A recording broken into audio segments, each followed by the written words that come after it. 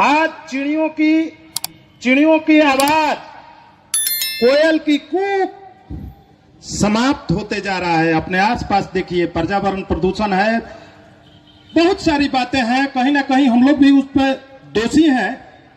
तो आइए चंद्रशेखर मिश्र जी के लिए जोरदार ताली।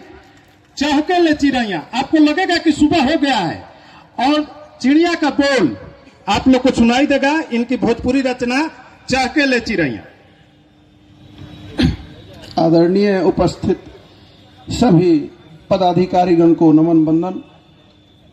अब मैं सीधे भोजपुरी की स्थापना दिवस के अवसर पर मैं अपनी कविता हमार गैया प्रस्तुत करने जा रहा हूं।